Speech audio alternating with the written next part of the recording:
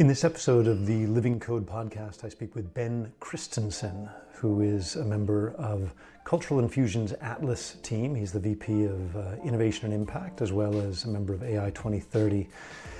Ben and I had a wild, far-ranging conversation about ethnography, the study of culture, anthropology, how we as humans can learn and adapt and change in a similar way, and drawing the parallels to the whole AI safety initiative and how do you train safer and more effective large language models. We also talked about the future of humanity in a world where cognitive labor is being rapidly devalued. So check it out. It's been a wonderful, wonderful conversation. Hello and welcome to the Living Code podcast. My guest today is Ben Christensen, a builder at the intersection of technology, culture, and human flourishing. He serves as head of partnerships at AI 2030, a global initiative working to mainstream responsible AI by 2030, and as VP of Innovation and Impact at Cultural Infusion, whose Atlas platform is redefining how organizations understand the cultural and demographic diversity of their people.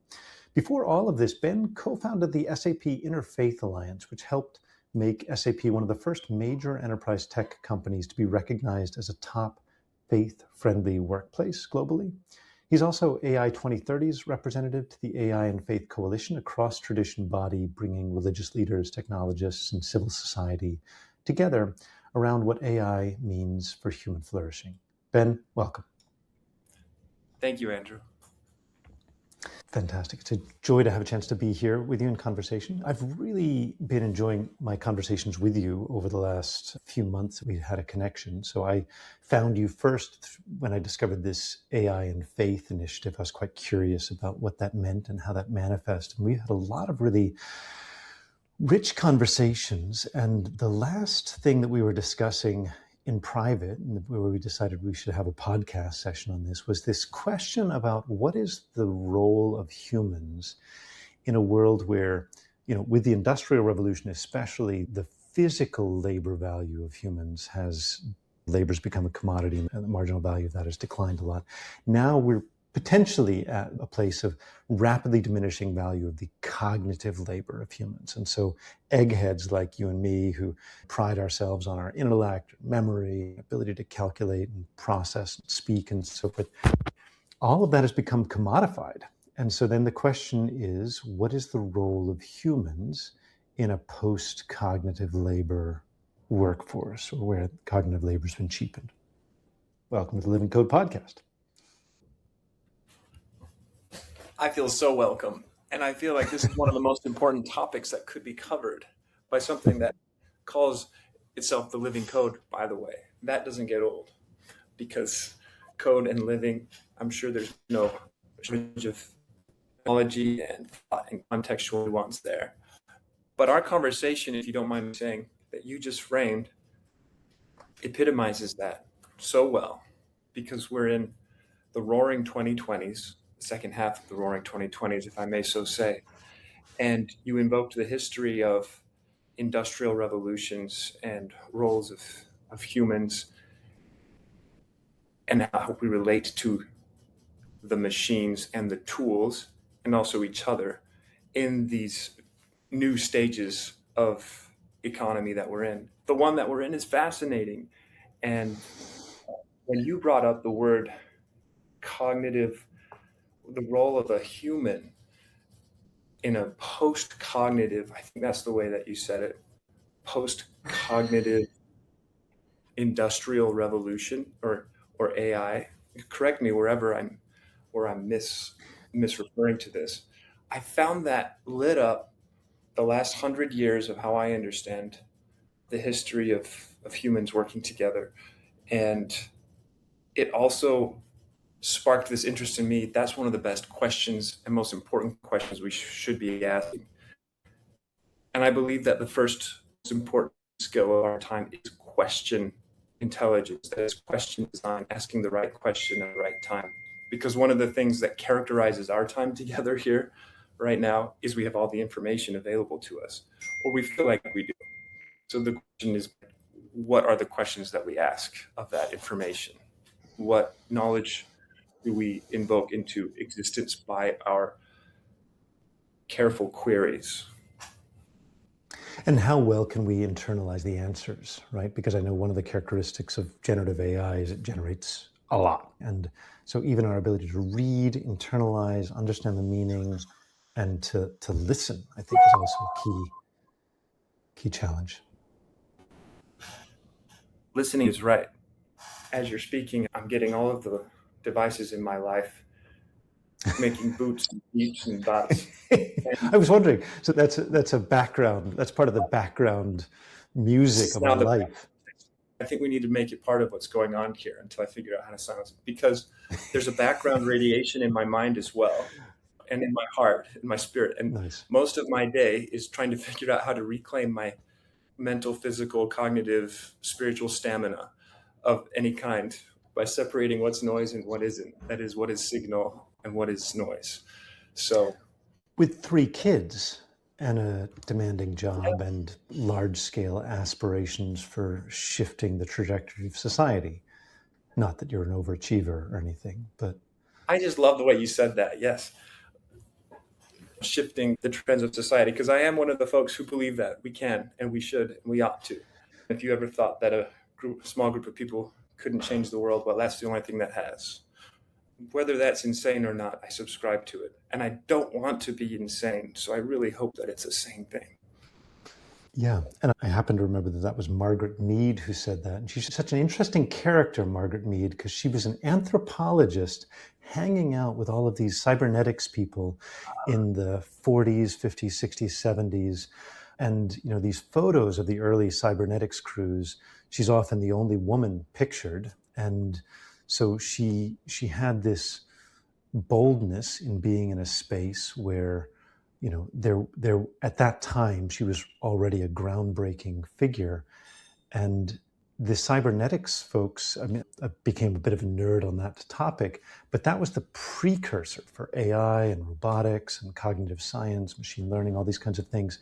And it was fundamentally cross-disciplinary. And I know a lot of our conversations have also been cross-disciplinary. They've been characterized more by curiosity around understanding the problem and understanding what's really going on and trying to humble ourselves in the face of an overwhelmingly big world, right? So we can see there's an overwhelmingly big world.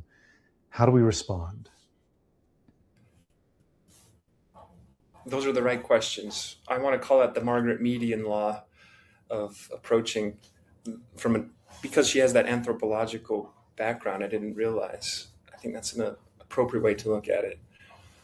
And the first way to make sense to answer your question, if it was me answering, is to be more curious about the humans around us. Not that everyone needs to be an anthropologist, but to some extent, the principles or the disciplines of anthropology is how humans get to know each other, unless we're hermits or survive or whatever it is. But our relationship to each other, probably even as hermits, frankly. Are you a person who studies humans, Ben? Are you a person who studies humans? I'm not an anthropologist, but I'm an amateur anthropologist. Ethnography is how I prefer to identify, although there's people who are actually ethnographers who would be like, oh, wait, where's your field study research and your PhD thesis and all this? And with dear respect to them. Yeah, so let's frame it that way. This is who I was trained by, what I studied, and I find this is very important. Why? Ethnography, cultural writing. That's the literal translation from the etymology that I understand. And understanding computer-supported collaborative work, the field of CSCW, was introduced to me as I was studying in Copenhagen as the study of the cultures of how people work with machines and their ecosystem of artifacts, or their ecology of artifacts, and how that interacts with them and helps them relate to each other as well. So yes, to that extent, I will call myself a person who studies people. Reminds me of my brother, who's not got any degrees in archaeology, but is absolutely obsessed with archaeology. And he'll go out with a group of 12 PhD archaeologists, and he'll find a dozen artifacts and they'll find nothing, because he senses into the environment and imagines where would, indigenous Native Americans live, where would they get water, where would they shelter, where would they hunt, and so forth. And that actual acquired sensitivity, I always feel like anthropology is a little bit wasted on the dead. Whereas, there's so much anthropology happening in every corporation in the world, every business transaction, every friend group, every subway, right? Anthropology is alive. There's 8 billion humans in the world, right? So we need all of us, I think, to learn something about that lens. So that intersects a little bit with cultural infusion, and not to turn this into an advertisement, but like, what is that? How does that work? What are you trying to do there? Our flourishing, we need each other for flourishing, just to build on what you were saying before and to answer so I resonate with everything you were saying there. And Atlas is an analytics tool, a lens to be able to understand who the body of people that you work with, who they actually are, with the nuances of human identity that can approach the full spectrum of what we should call who are we as a people, as individuals, with the many different facets and dimensions that we are. Because if we don't know that, we underperform. We lose out on great opportunities that we could have for innovation, for collaboration, frankly, for joy and progress. So Atlas enables folks with the most robust analytics on the cultural identifiers that humanity has ever come up with. And yet there's no IEEE standard for human identity, nor should there be, perhaps, because IEEE is about classifying technologies. Humans aren't necessarily a technology. But I bring it up as a moment to say, in this age where we're interacting with non-humans, and I say non-humans as folks who are as agents, let's just call them AI agents, of things that we have emotional relationships with because we can speak to them as if, and they respond back in ways that evoke our emotions. Those things shape us, and we shape each other by the way we interact with these tools. And I don't know if you've ever felt misunderstood. I have, and I'm guessing most people have. I've only ever been myself. But how much more then will an entity that is not a human probably misfire when it comes to summarizing who I am and who each other are? And so I think there's a lot that we can do in an optimistic way in coloring the full spectrum of nuance of where our cultures come from. Functionally speaking, you asked a very simple question. Tell us about Atlas. You can use that to make better leadership decisions when you're able to map who the people you work with are in a secure, anonymous way. And so I feel like we've been talking about a bunch of abstract things, right? Studying humans. And so grounding it in, I'm in San Francisco area these days. I've got a co-working space with a nice view of the whole city. And we've just looked out the window sometimes these days, looked at all of these big tech companies. And there's this question, are mass layoffs coming? Like 40, 50% of all of these current tech workers, are they all at risk of being laid off? That is a lot of the chatter around the town. And in San Francisco, there's a lot of stuff that's visible, a lot of big buildings, a lot of people, a lot of tech companies, a lot of people living on the street, right? And so you can see this visible contrast, wealth inequality and disparity and so forth. And all of these people like you and I who've made our livings in the tech field and managed to get reasonably well compensated for that compared to other options. You and I didn't go off and become anthropologists or archaeologists. Tell us about that transition. What do you think's going on there or might go on? The AI transformation bloodbath, if I may so call it, in that it releases so much talent into the market suddenly, becomes an opportunity for what I would call corporate refugeeism. There's climate refugees, there's war refugees, there's lots of types of refugees, but one of these things, one thread is economic mobility. And what I see happening is something that has happened historically in human history. Humans historically tend, when economic mobility is threatened, to trade away fundamental freedoms of expression for security, or hard-won freedoms for newfound economic security or otherwise physical security. And that's one trend that I see that's happening here. And the other is folks have an opportunity to become entrepreneurs, whether they planned on it or not. And in many cases, that's a great thing. But the challenge and opportunity that I find useful, if we're speaking tangibly, is there's this immense supply of highly qualified individuals who can solve problems. And if we can connect each other and empower folks to take that step, because it still takes some bravery, even if you are a forced entrepreneur, because that's the only way that you can see what to do. Let's find ways to enable that. That also might be needed in the future based on the trends that we're looking at. What jobs, even if you're studying at the best school right now, do you expect to be able to get, is a question that is going around. And so let's find ways to enable each other to build and accomplish what we're trying to do individually.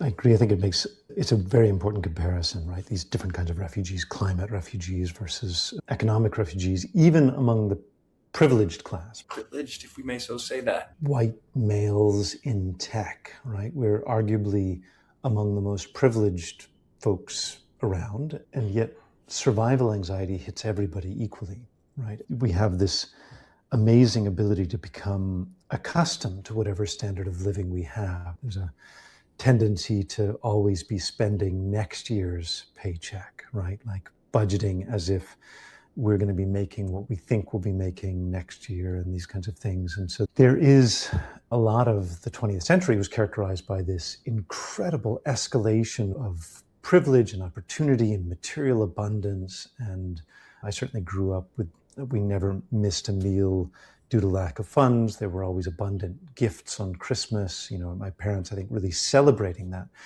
success of the greatest generation, right? The baby boomer generation in offering material abundance to their kids that, you know, previous generations maybe didn't have. You know, the dynamics, I think nobody knows what's coming, but everybody senses the systems are breaking down, right? At all scales, like things are breaking down at a huge scale. I had just a micro idea that came to me as we were discussing. A lot of human history has been about moving from small, like subsistence farms where, you know, you're just looking after, you know, your family, up to doing things at greater and greater scale. A lot of the civilization was about scaling things up. If you start looking at a world where more and more people are pushed into micro entrepreneurial roles, it's almost like we're scaling back down again. You know, historically, humans, the sun and the earth have provided enough resources to build a little bit of a food farm for yourselves. Will the environment of the future provide enough, whatever economic and biological resources to sustain billions of entrepreneurs? And I'm going to emphasize that. Will the environment of the future be sufficient or abundant enough to sustain this next fabric texture of human civilization's entrepreneurs? Because that conjures up some great questions. Every day, the sun is showering this planet with abundant energy, more than we have the capacity to capture and even convert into other types of energy. And in these last 100 years, we've found ways to do that, specifically with solar panels and other things. And even oil is arguably recycled sunlight, gone through several changes. But to your point, from a day's allotment of sunlight in a local plot of land, what does that look like for one of the 2 billion people on this planet right now? It's a very, very good question. And it kind of takes us back to this original question we started out with, which is, I don't know, I'll speak for myself. I've never been hired for my brawn, right? I've never been paid just or I have not spent much time being paid just to lift heavy objects. And I have been hired for my cognitive ability. I could write, I could think, I could do software development and so forth. Can I do those things as quickly or as well as a large language model? I'll go ahead and say definitely not as quickly, not as well. Yeah, probably. Like there's still certain things I can contribute, but I feel sometimes an acute discomfort when I work with these large language models. I'm like, it's humbling. And I think that some of the big pushback we have on the future of AI is because it's cognitively humbling, right? To have something that's a machine that can outthink, right? So what is our role?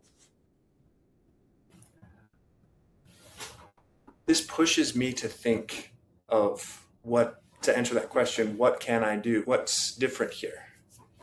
I'm agreeing with what you're saying. And as I'm interacting with the latest model, I'm thinking, okay, I can be a creative producer. It doesn't do anything until I ask it to do something for now, because that's the whole point, is things that are intelligent enough and have enough contextual awareness and the authorization from hopefully a human to act on behalf of my interest or creative direction while I'm awake or asleep.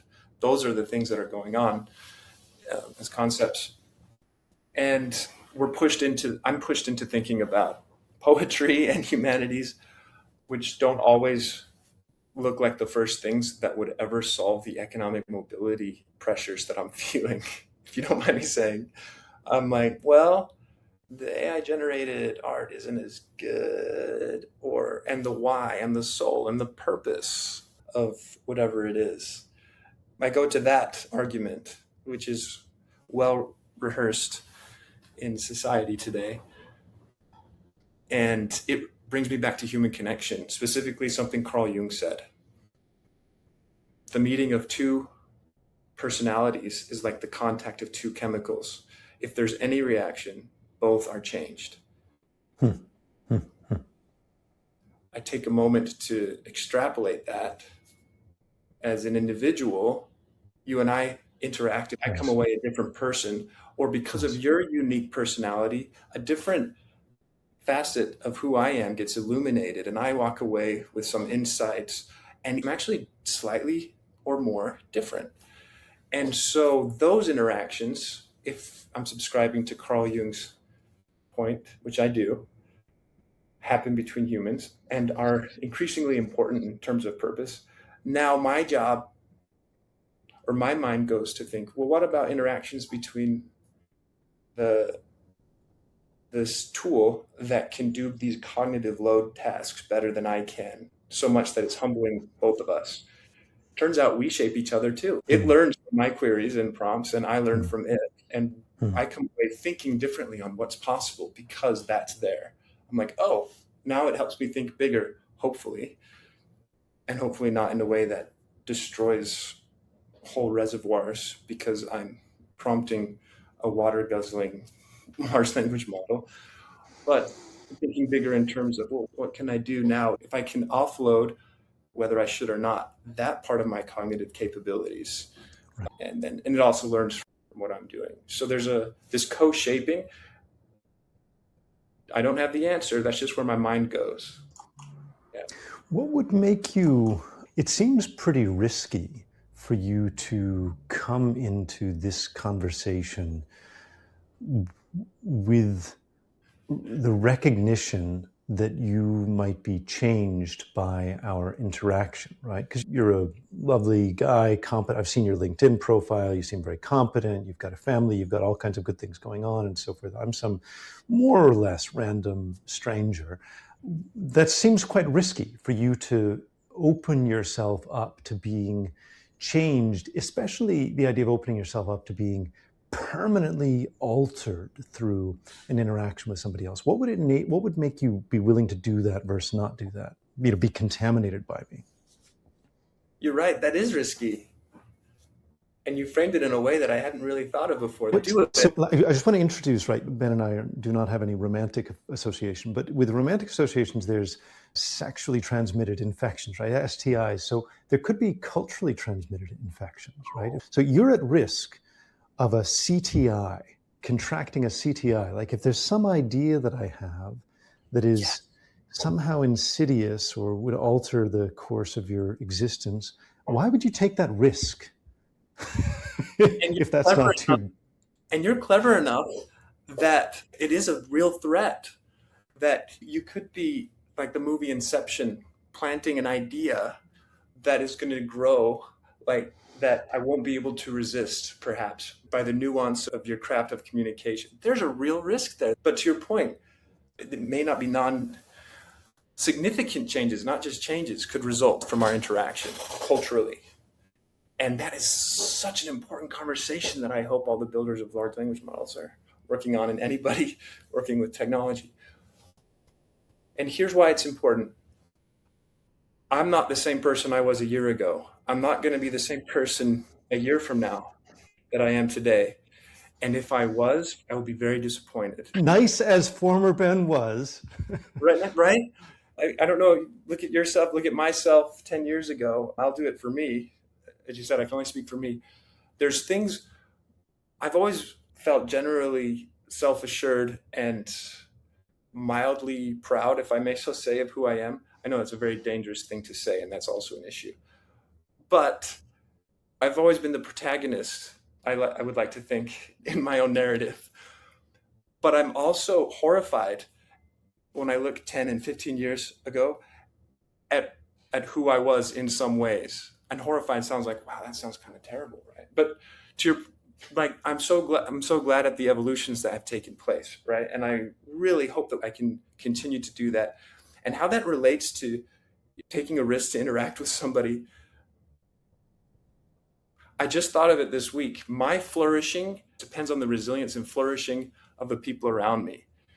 For me to get ahead in progress in simply an income that I think is robust and allows me to provide for myself and family is great in and of itself. And I realize, but if my peers around me are not able to do that as well, that's a net risk. It's still selfish. It's a net risk to me as well. A shared resilience and flourishing is important. So my goal has, for me, I'm driven by that. But also, there's an enrichment that comes. First of all, risk is always great, depending on your appetite for risk. There's an enrichment that takes place with interactions. I'm going to cite the German author Hermann Hesse to illustrate this. In A Journey to the East, he wrote, "He who travels far will find things far removed from what he once held as truth." And that's not an exact quote, so you'll have to cite that. But he who travels far finds things far removed from what he once held as truth. I subscribe to this paradox and I'm upset by it. And I heard it first when 20 years ago, I was traveling in Switzerland. I was reflecting on how my life was changing. And I just saw Switzerland is not that different in many ways. But the fact of geographical travel just changed the way I came back to my mindset in Utah, which is where I was born and raised.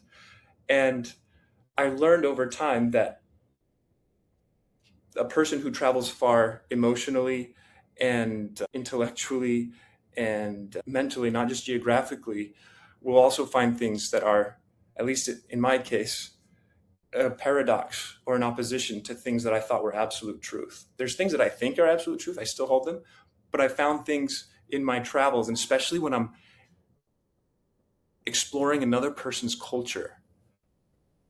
And I found that, wow, okay, whatever map I'm making of what truth is or what the deity that I worship is, it's clearly bigger than I thought, because I can't cancel these things out so easily. So I'm going to upgrade my thinking to a new level and be like, okay. And it helps me be more open.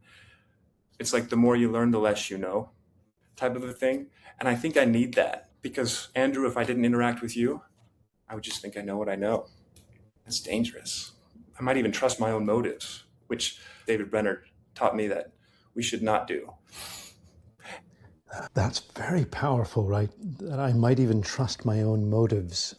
Such a powerful thing, right? Because the discussions around AI existential risks and so forth largely center around what are the underlying incentive structures around the evolution of these large language models? Why are we, running towards AGI as fast as we possibly can? Hint, a lot of it has to do with the $1 trillion of capital that's been invested in there, with the expectation of at least 10% return per year, ideally 20%, 100%, and so forth. And so there is 100% humanity's profit motive is in the foreground. There's a lot that we could touch on here, but I love, if I may keep the mic for a minute more. Well, first of all, Hermann Hesse, Journey to the East. It's not possible to journey to the East anymore in the way that Hermann Hesse did, because the East has come to the West and the West has come to the East. So the first time I ever went to the East was when I went to Singapore. And I went to Singapore with a group of 500 mostly white Buddhist monks and nuns. And as a teenager, I had this vision of like what Asia would look like, mist-shrouded hills, and what I would look like as a monk. I imagined myself with a staff and sandals, just walking through the hills, mist-shrouded hills, sitting in a cave and meditating. And that was for me the East. And if I can, reveal my, middle-class white American prejudices, I thought every time I met an Asian person, I assumed they knew martial arts. And every time I met a person of Indian origin, I assumed that they, had a guru. But first time coming to Singapore was basically, it's Los Angeles full of people of Chinese descent and Malay descent. It's the hotel where we had this Buddhist festival, where my teacher, a Tibetan Lama, and all of us devoted, mostly white students, would leave the teachings and the meditations and the retreats and so forth and go to the food court and just pass all of these designer goods stores. So it was Gucci, Armani, Ralph Lauren, all of these designer goods stores filling this conference center in Singapore. And so the East is no longer the East. The East is more the West than, I'm more Eastern than most Eastern people in a bunch of ways. And I'm thinking about, you're in the Mormon tradition. You did your mission trip, the 2-year mission trip. And I'm just reflecting on what a risky thing it is to send all of your finest young men, and I think now women, out around the world, knowing that, yes, they might be able to evangelize the faith, but they will not return the same person that they left. Right. They'll come away different in ways that are unpredictable and probably wonderful. But if you don't mind, I'm an optimist, so. Well, that's great. The level of resilience that's required to go to a foreign place with like one other friend and then just to go and meet a lot of strangers. I think it's why Mormon people make some of the best salespeople in the world and some of the best business people in the world, because it requires such a sustained hope and optimism and resilience and, ability to absorb insults, small and large. And it's such a hardening, if you know metallurgy, annealing, this process, annealing, where you take steel and plunge it into cold water, then you heat it up and plunge it into cold water and heat it up and plunge it. That's what forges the strongest steel. I feel like you're an expert in this and you have the words to articulate it. This sounds like something that you understand very well. I, for whatever reasons, have found myself called to throw myself into unfamiliar situations and having the optimism that I would survive and come out better and stronger. And I feel like that's the essence of a learning mindset. Not that I always embody it. I cling to safety as much as the next guy, but like I've thrown myself off a bunch of risky cliffs, so to speak. Yeah. Well, that risk is fascinating to me. The algorithmic disgorgement is the term that I learned in the last couple of years, is what a company has to do when they are asked, they're found legally liable for something in their model, and they have to unlearn, unteach, or undo and start from scratch their whole large language model algorithms. And I thought, well, what is that for a human intelligence, an HI, if you will? That's like unlearning. And there's a there's a story of a person learning to ride a bike. They ride a bike. Now they reversed the handlebars. Right. This how that Check it out works. on YouTube, everybody. If you haven't seen that, check it out on YouTube. Backwards And, bike. and I'm like, wow, as plastic as a human brain is, it is very difficult to algorithmically disgorge or unlearn that. And yet there's some things, and this is where it comes back to trust for me and relationships. Someone said trust is the ultimate human currency, and this might have something to do with the original question of this podcast. What is the focus of a human in a post cognitive industrial era where AI can do this so well in place of humans, as perhaps, is I will trust a system that can ask itself every year recursively, is my moral or ethical guidelines still moral? Like as if they went on a journey with Hermann Hesse to the East and is able to ask that question. And then could they even act on it? Because this is one of the things that I'm trying to do is there's some things that I've changed in my moral and ethical framework. And I don't know how inflexible the AI systems that we may be outsourcing our cognitive intelligence to are able to, should they discover that, this may not actually do that, but it's so expensive, or I don't want the humans to find out, or it's just economically just annihilatory for this agent to algorithmically disgorge itself, even if it was commanded to, right? Can it ask itself? Then I would trust it more. I like humans because humans can change. That is, as you said, that is a very optimistic framing. Humans can change. Humans do change whether they try to or not, like to or not. However, I would say that on average, the default is to be defensive. You described, you've generally always been the protagonist in your own story. And one of the things that came to my mind at that time is that more than that, I think that I know you to be a very pro-social being. I think you have worked hard to be the protagonist in other people's stories. And so you're trying to see the world from their point of view, and from the point of view of my wife and my children and my coworkers. Do they see me as the protagonist? And I certainly have been very obsessively fixated on this question about how can I be the hero instead of the villain. If there's this drama triangle, victim, villain, hero, that all stories throughout the whole of human history are, this circulation between victim, villain, hero, and I've always wanted to be the hero and not the villain. But I guess two issues that emerge from that. We can't guarantee that people will always see us as the hero and not the villain. It would be denying you your freedom to insist that you always have to see me as the hero and not the villain, or you always have to see me as the victim and not the villain. That you should have the freedom to see me however you want to see me, which is one weird part of that, like seeing the world from others' eyes and giving them freedom. I know that for me, even my efforts to be good and to be a good person have often been very limiting and constrained by the fear of somebody seeing me as bad. That like the level of maturation and learning and growth that's required, I think even requires us to break out of those clear mental models. So I don't even know if I'm a good person anymore. I could try to be, but to open up the possibility that maybe I'm not is actually really important for me to learn moral lessons. Maybe there's things that are from somebody else's point of view. I'm not a good person. Tell me more. Why? How am I harming? What's going on? You nailed it. This is something, write this down, everybody. This is a big deal.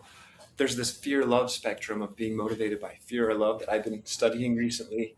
But so to your point, in a social group where I thought I was the protagonist, but it turned out that I was forcing a very desired outcome that I thought was desirable for everybody, I realized on retrospect that I was not the protagonist in this situation, and it was made clear to me.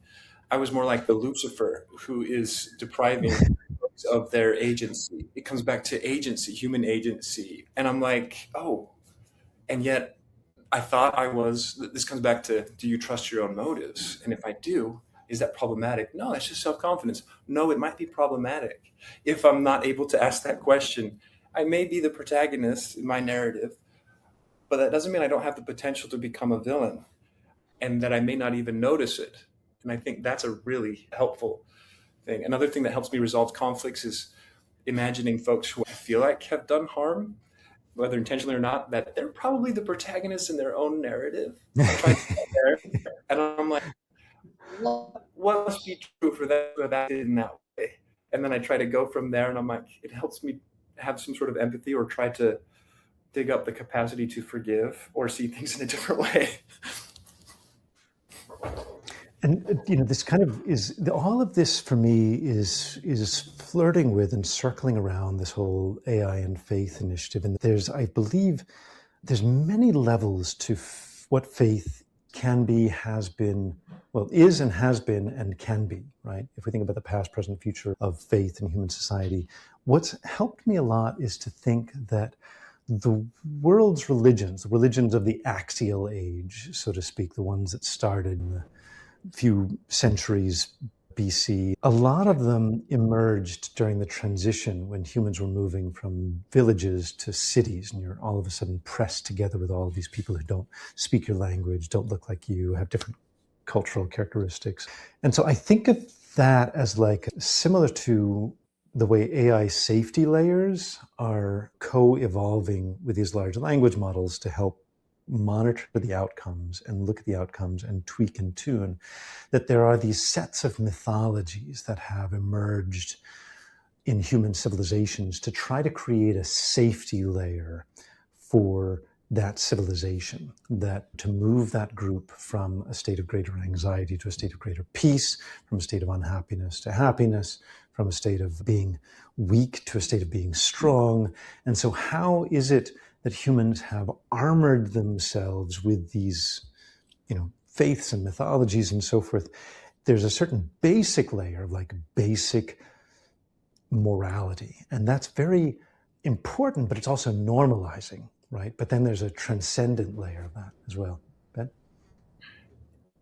In the words of a co-founder of the Interfaith Alliance at SAP, there's a social source code that could be called what those axial religions are, that Right. it provided a way for societies to map or train themselves and reinforce themselves in certain ways. It says, speaking of living code or source code.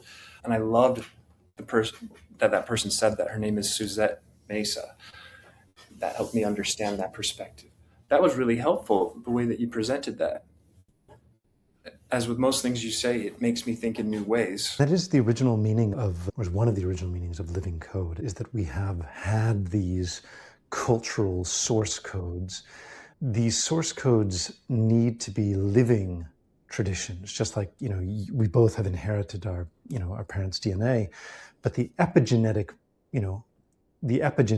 allow very different aspects of our genetic code to be expressed, and some level of mutation required to adapt to new environments and the evolutionary pressure. And I feel that these source codes, these of humanity, are under dramatically different evolutionary pressure than they've had to face in the past. And we need to be very thoughtful about what we express from these source codes and what we don't express. Do that thoughtfully, and also look at where is there a skillful evolution. The epigenetic element is fascinating. You mentioned something that makes me want to highlight. When I first got to know what Cultural Infusions Atlas was doing, I was asked some questions. What cultures not only did you come from, or that your grandparents came from, what cultures do you identify with that are influencing who you are? And I have nothing to do with Japanese culture except that it influences me. And I love everything from Ikigai to Kaizen, and even origami, if you can call it a culture. It's very peace-inducing for me. But I'd never thought until I was presented with that type of a question, how do you identify as a person? Is it tied just to my genetics and my circumstances? Or are there other cultures or things that have shaped who you are? And then paired with another question, which I found fascinating, is what aspect of your personality do you rank as the most identifying, or that you would choose to, how would you prioritize of the different identities that you have? Which one do you rank in most importance?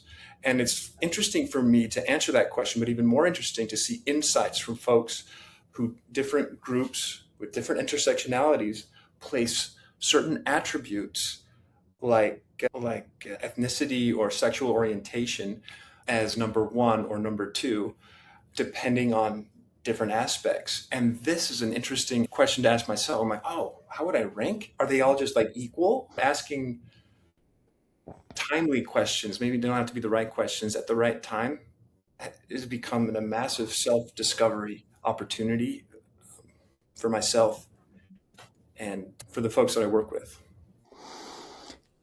And so important, I think, that those don't remain static definitions. When you ask, who are we? Who are people? There's, the identity politics or the identity aspect is very static, right? I am a blah, blah, blah, blah, blah. And that's one way to understand who we are. Another way to understand who we are is, as a flow, as a process. What are the sources that are inspiring me in the moment? What impact am I having over time? What impact do I want to have?